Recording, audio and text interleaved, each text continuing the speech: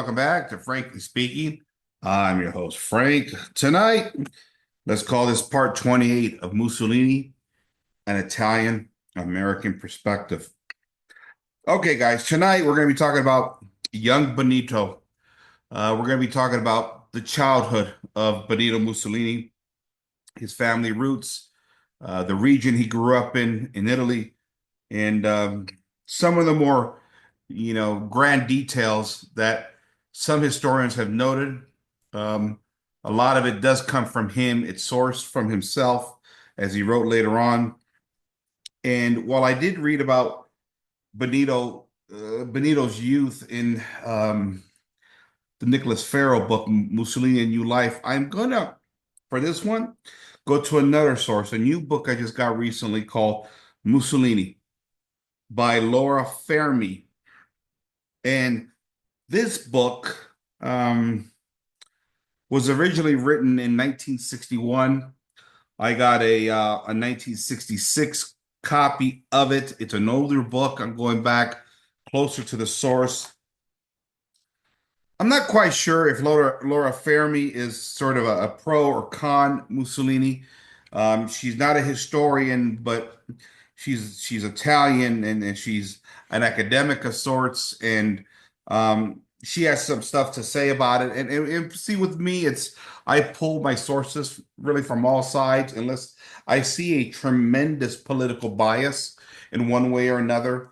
I know I believe that J.D. Bosworth that does a lot of books and research on Italian fascism and Mussolini.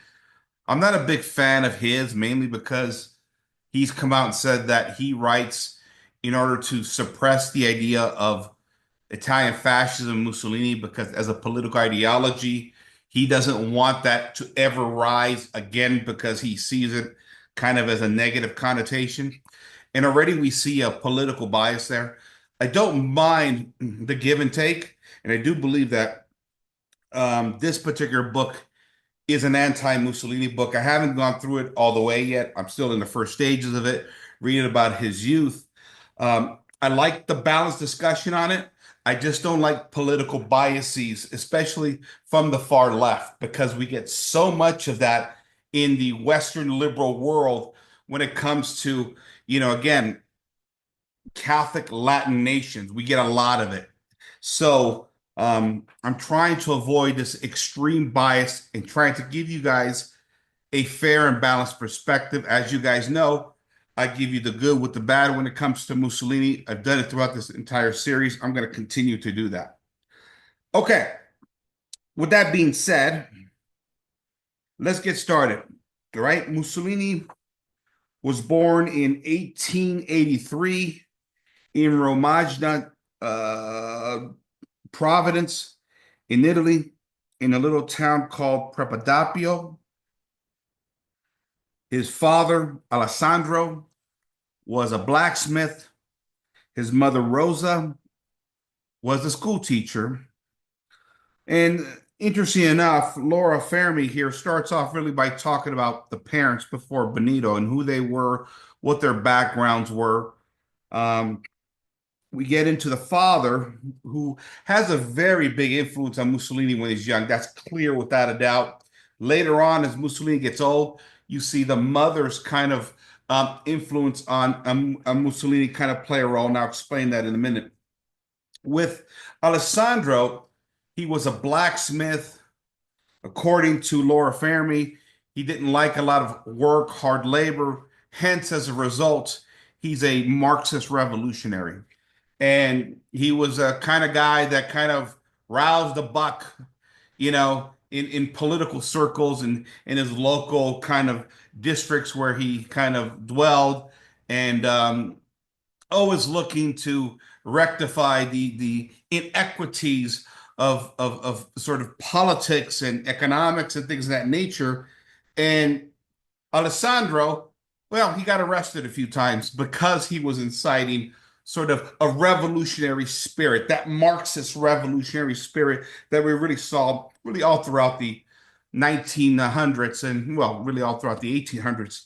And so Alessandro was a blacksmith, a Marxist revolutionary, and as a result, young Benito, kind of following his father's footsteps, really goes into sort of this Marxist mindset, this socialist revolutionary mindset. Now, let's remember at that time, there was all kinds of different brands of socialism running around. And so that's why it's a little difficult to really pin down exactly what brand of Marxism or what brand of socialism oftentimes is being used to nail down exactly what the belief is. But in general, you go down Marxist revolutionaries, we kind of know, right?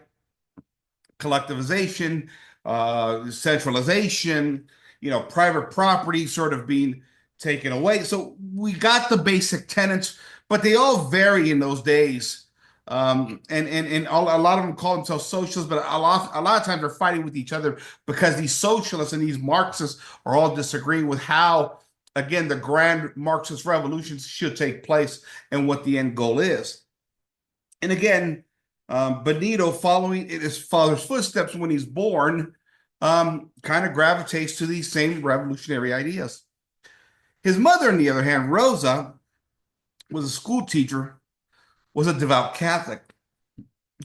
And this is what's fascinating about this marriage to begin with, is that as a devout Catholic, especially in the Romagna district, I don't think it's too far away from Rome, and all the influence that really the papacy and the church played, not only in Italy, but particularly in that province of Romagna, you would think, well, how does, this devout Catholic wind up marrying a Marxist?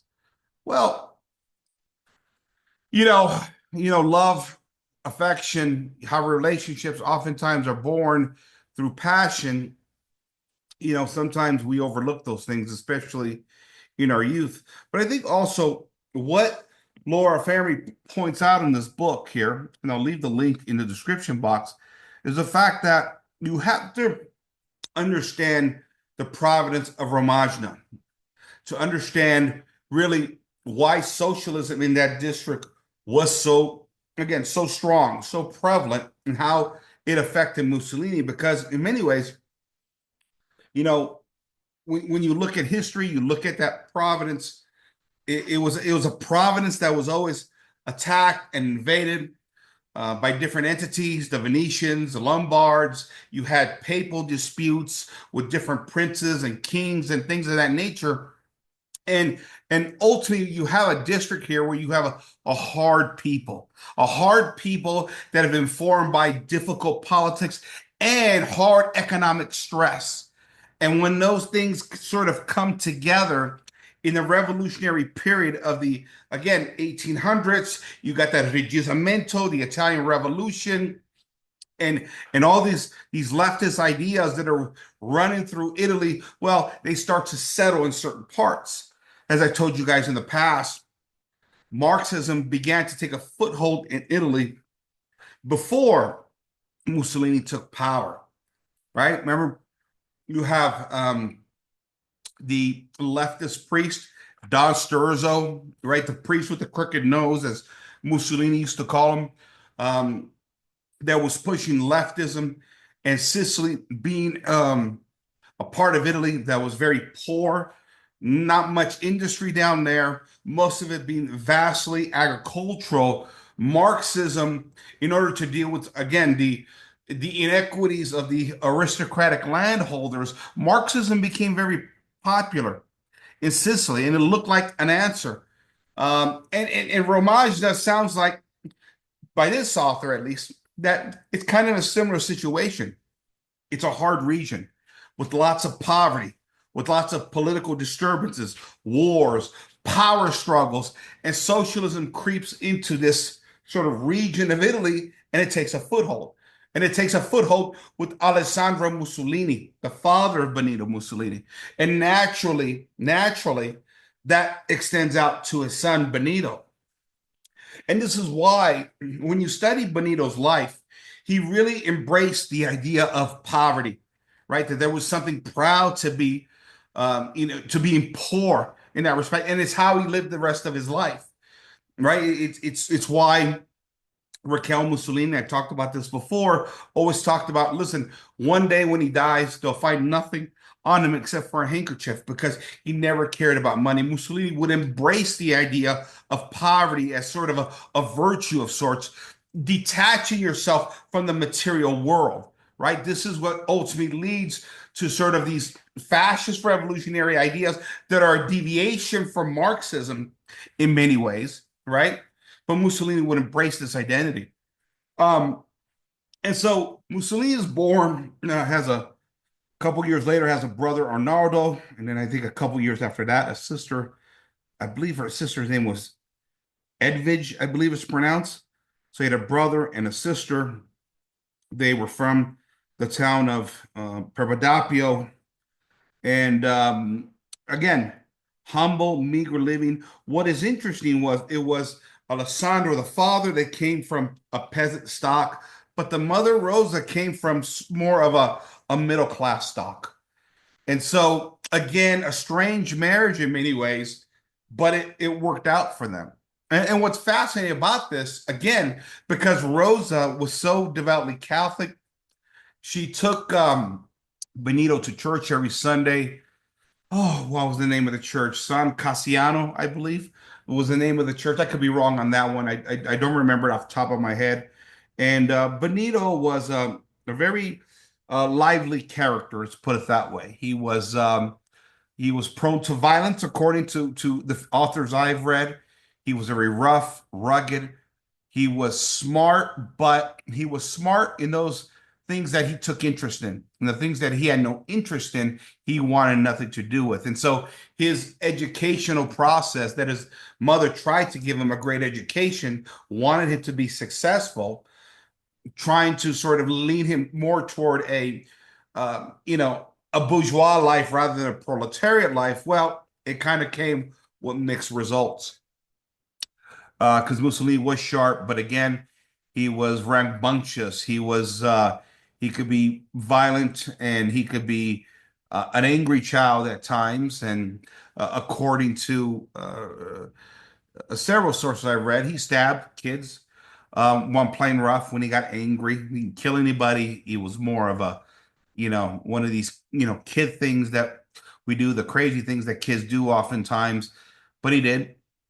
And the behavior got to be such a problem, especially at the local schools, that eventually his parents had decided that it was time for a more disciplined sort of lifestyle for Benito, and they sent him off to a Catholic school, a Catholic seminarian school, school of let's see here. They sent him to the Society of Saint Francis de Sales. It was a school that I believe was founded by John Bosco, if I remember that correctly, and it was more of a strict a Catholic setting for education where the priests were intricately involved with each student. They sent him there again to try and establish some order within a very young and vibrant and angry and violent Mussolini at a very young age. In order to do that, and there Mussolini studied and he went to church. The problem, of course, was because his father Alessandro was very anti-clerical, very anti-church, very anti-religion because of his Marxist leaning. This naturally kind of, these ideas, sort of dwindle down into the minds of, or into the mind of Mussolini himself, little Benito. And so for Benito, religion was very tough at a young age, and it got to the point where he was even kicked out of the school of the Catholic school there, and eventually he was sent back home. And so Benito was a very troublesome kid, let's put it that way, that caused lots of problems. And as Benito grew up, he began to understand a lot of the Marxist revolutionary ideas that his father began to pass down to him. And as he got older, he was able to engage in discussions about these Marxist ideals that he embraced as a young boy, and eventually taking that to heart. And it's fascinating because Benito's claim to fame, of course, the way he rose to power in Italy, he began as a journalist and he began writing for the socialist newspaper called Avante. But, in order to do that, you have to get noticed. And it was interesting because there was a celebration going throughout Italy, celebrating the life of composer Giuseppe Verdi. Not only was Giuseppe Verdi called the Swan of Busseto, he was also part of the revolution, the Italian unification. So he's a socialite. He's a famous composer, but he also pushed for the leftist revolution in Italy and was part of that. And I guess when he passed away, it was when the Italian nation was mourning the loss of Giuseppe Verdi. Um, and it's interesting because little Benito was asked to do a speech, sort of at a local, local rally honoring Giuseppe Verdi, and that's where he got noticed. He gave a speech basically focusing not so much on the composing or composer aspects of Giuseppe Verdi, but his political activities, right? As a revolutionaries. Again, Mussolini doing what he wanted to do, and he decided to focus on the political aspect of Giuseppe Verdi. And it was there that he gave a speech where the socialist magazine Avanti first noticed him. It was the first time Mussolini went public. It was on February 2nd, 1901. And it was a short time later, of course, that Mussolini would eventually go right for Avanti. From there, Mussolini would go off into Switzerland, kind of into the wilderness for a while. I'll talk about Switzerland another time, but that's just to say, listen, his youth is it's a youth of poverty, right? It's a youth of struggle with revolutionary ideas, but with a Catholic mother. And this is where the balance of Mussolini comes into play. As I said to you earlier, and I said I get back to this. On the one hand, Alessandro's very, Marxist ideals took a hold in young Benito's mind, and he would carry that at least through World War One. Coming back from World War One after the war, Mussolini's ideas start to shift. Now, to me, that's going to be the hard part of the investigation or the deep dive into Mussolini, when and how exactly he changes. We know it's after World War One, after serving on the front lines, and what he was thinking, because in many ways, by rejecting international Marxism, in some ways he was rejecting his father's ideas. And again, for a son, that's very difficult. And Benito loved his parents. But the transformation and how his father was so influential on Benito at such a young age, it would be his mother toward the end of his life and the Catholic faith that she displayed will come back to play a major role in the last years of his life, as I made the case that I strongly believe Benito had a conversion back to his Catholic faith. Remember, Rochelle Mussolini, in her autobiography about Mussolini, said that he had a conversion late in life. We have testimonies of mystics that confirm that, and we have really anecdotal evidence, right? Him going to private confession and mass at the Repubblica Salo. You look at the Constitution of the Repubblica Salo. He made the Catholic Church the official religion of the Repubblica Salo.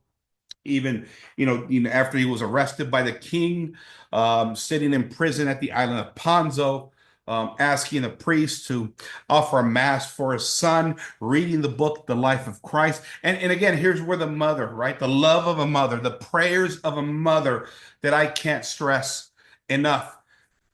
How important prayers of a mother. Now, prayers of a father are important too, but we always depend on mama when it comes to the faith. There's something about women, okay? Um, I'm not trying to downplay the role of men, but mothers, especially in this case, because it did happen sometime, I believe, I don't know if 1920s or 30s. one of Benito's children, I think it was the daughter, not Etta, but the other one, I forgot her name now, had gotten really sick. And they feared that she was on the verge of death. And it was at that point that Mussolini actually picked up the rosary of his mother, held it up, and looked up in the sky and begged God and the Holy Mother to spare his daughter. See, to me, those are links, familial links that are very important, and how faith is transmitted through family and through culture and through society, but particularly through family, right? Right? As most of us get our faith from our parents or our grandparents or a combination of both. I talked about it a lot, right? I get my faith from my parents, who got it from my grandparents, who got it from my great grandparents, right? There's a link there through sort of a succession process through our ancestral roots.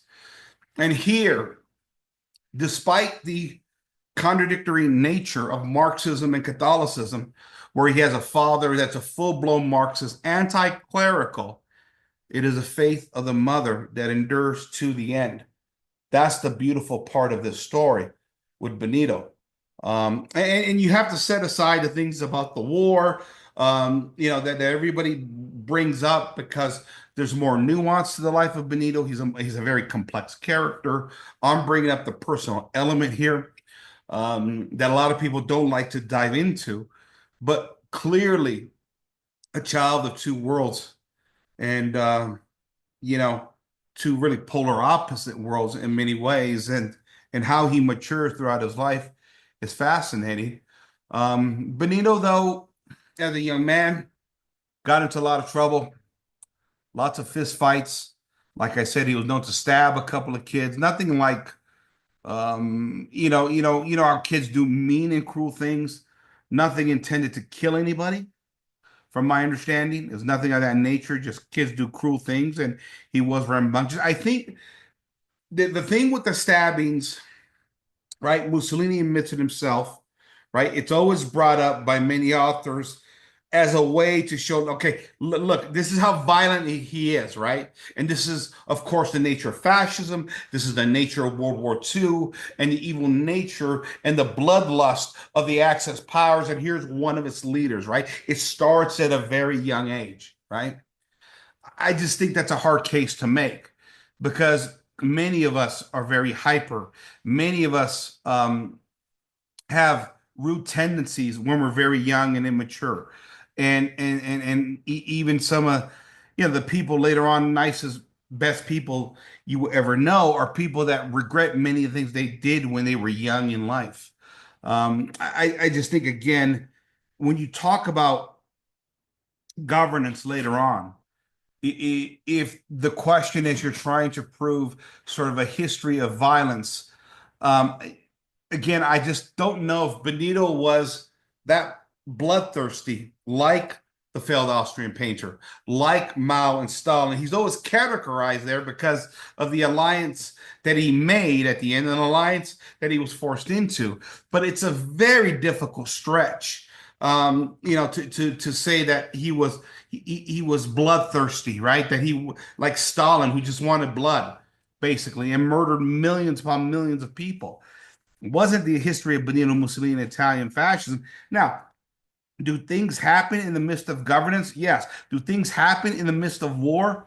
Absolutely, without a doubt. But if war is the mechanism, or or the tool or the judgment we use to whether a leader is bloodthirsty, well, then virtually every American president of the past century and a half has been bloodthirsty, right? It just depends how we, qualify these things and how we look at these historical events. And so, that's kind of where we're at with that. And so, for Benito, it was a journey trying to figure himself out, trying to figure out life.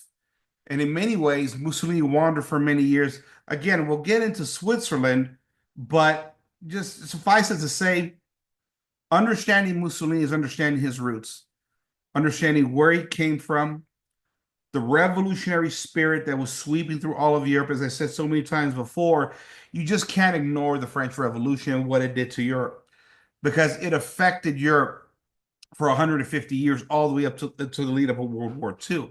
as I've argued before, the French Revolution is that one event in European history that changes its sort of its trajectory, and we go from the sort of this Christian society into sort of this secular liberal society now with all of its disorders.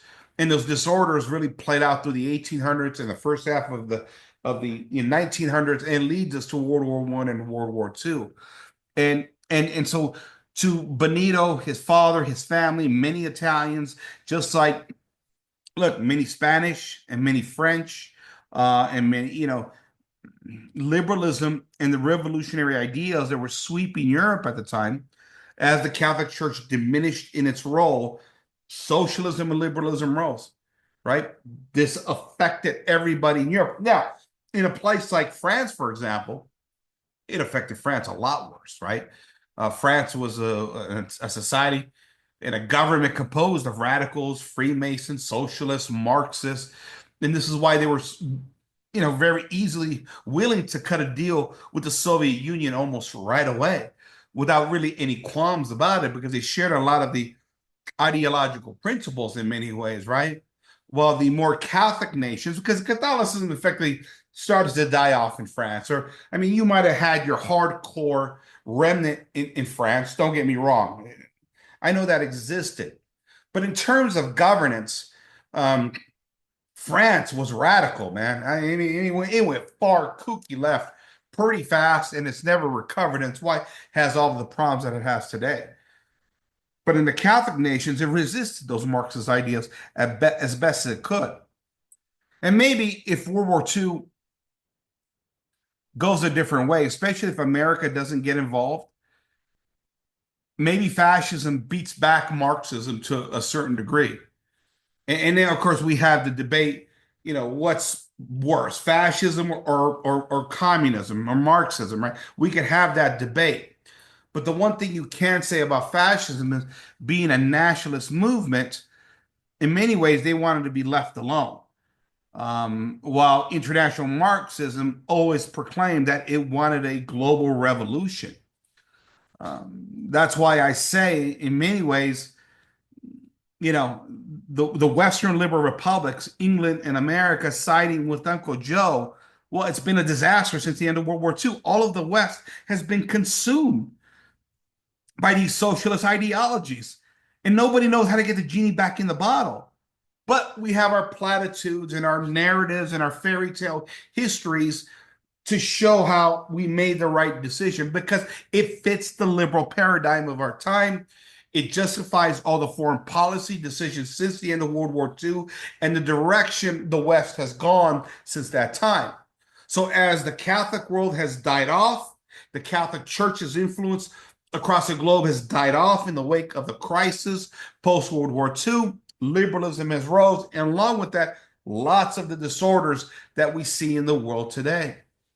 So, but these were ideas that were stretching all through many Catholic nations, but they were stretching through everywhere. Let's be honest here. Spain, France, obviously we talk about Germany, Italy. I mean, look at Spain. Interesting enough, even before Franco, the monarch abdicates the throne and the socialists take over through an election. Now, whether the election was legitimate or not, whether it was a fair election, I don't know over there. But the point is, the socialists took over in 1933 over there.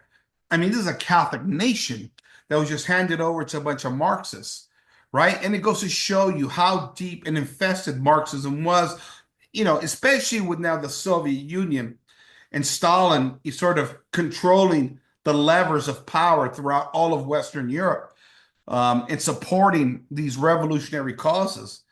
It was one of those things where, these Marxist ideals were all over the place. And it's difficult to judge what right and wrong is oftentimes in these situations. I think for Americans, we have these platitudes, freedom, liberty. If you just do it our way, we got the best and the greatest way in the history of the world because of our Constitution and our founding fathers and how great they were. We're number one. We're the greatest, right? That's the attitude we take.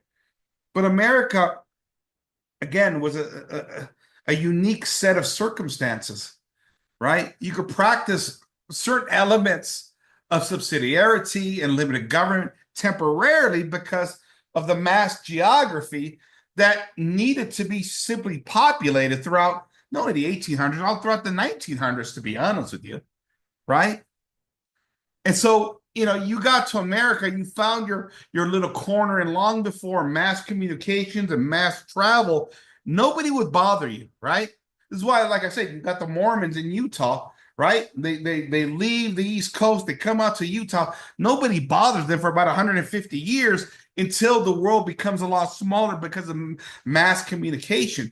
America was always different than Europe because of the circumstances. And then, of course, America never had those national identities like the Europeans did. And so immigration changes America in a lot of different ways, right? For better or for worse. I mean, don't get me wrong, America, as you know, I've criticized it heavily. We have our own problems in this country here, but the universalism of political principles that oftentimes classical liberals try to impose on other nations from other cultures in different lands with different histories, different traditions, different customs, different religions, right? It's a massive mistake on a global scale. And this is why America's foreign policy, as it became the policeman of the world post World War II, has been an absolute disaster almost everywhere it's went, right? And so we have to consider this. And I think we are coming to an age now in America, we're starting to realize some of these fallacies. But in Europe, socialism was real because of the deep inequities and the inability, in many ways, for old governments to deal with these inequities. And socialism was right. And this is why Europe liberalized so fast and why it's always been about 20, 30 years ahead of America in terms of liberalism. Though I think America's catching up pretty fast now. Again, I think that's mass communication, mass transit. The world is smaller. Everybody's catching up to one another. But for young Benito, this was his life. This was the influence of his father. And ultimately, it was a life of ups and downs, experiences. And what's fascinating to me, again, at the end of the day, is that despite all the political rancor and the ideas that we're all throwing around at the end of the day, what Benito figured out is at the end of the day, none of this really matters. The only thing that matters is the faith of our ancestors. There's nothing from this world we're going to take with us. And even more so, while we may argue between sort of these left and right paradigms, socialism, capitalism, Marxism, market economics, controlled economics, whatever you have, right? And I have my opinions, which are better than the others, right? I'm more of a market guy. But at the end of the day, whatever theories you believe in, we have a fallen nature. And while we may believe we have a blueprint to fix all these problems, and this applies to Marxists just as much as capitalists, our fallen nature always alters these great ideas that we have at the end of the day.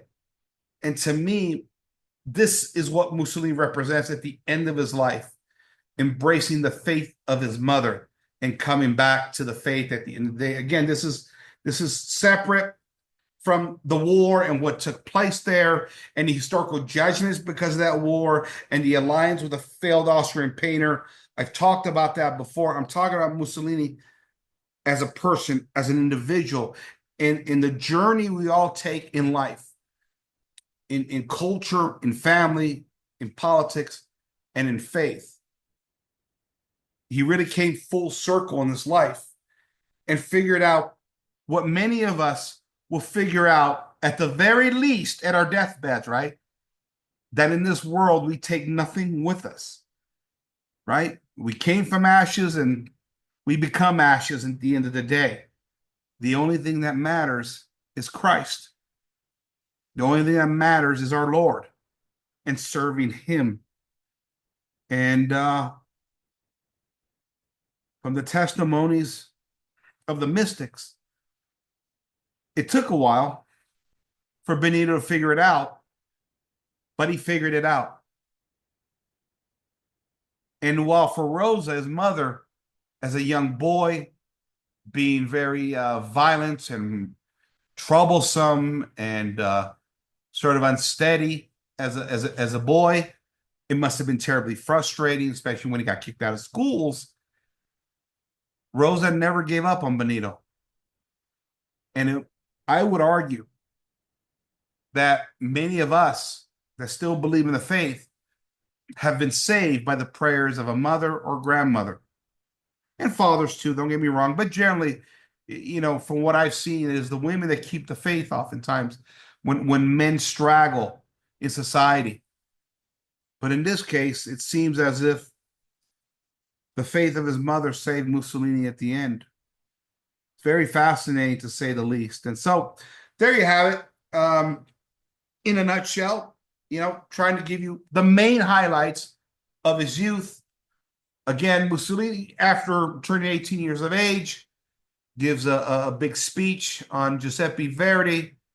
He's acknowledged by Avante, the socialist magazine, and then he's off to Switzerland for a journey into Switzerland to figure out what he's going to do with his life. And we'll talk about that some other time. And I want to thank you for joining me once again. Young Benito, right? The young years. Dealing with lots of contradictions in his life, right? His father and his mother being great contradictions. But the interesting thing about it is they loved each other, whatever this relationship was. And I don't know if Alessandro actually had a conversion back to the Catholic faith before he died. I haven't read that anywhere. That'd be interesting. I don't know if there's anything on that. But at the end, it was the faith of his mother that saved Mussolini. So it was a full life with lots of adventures, without a doubt. And I think a lot of us go through many of the similar sort of circumstances that young Benito went through, and eventually we go through toward the end of our life. So there you have it. I want to thank you for joining me tonight. This is part 28 of Mussolini, an Italian-American perspective. This is Frank, signing off, Frank speaking. Good night, everybody.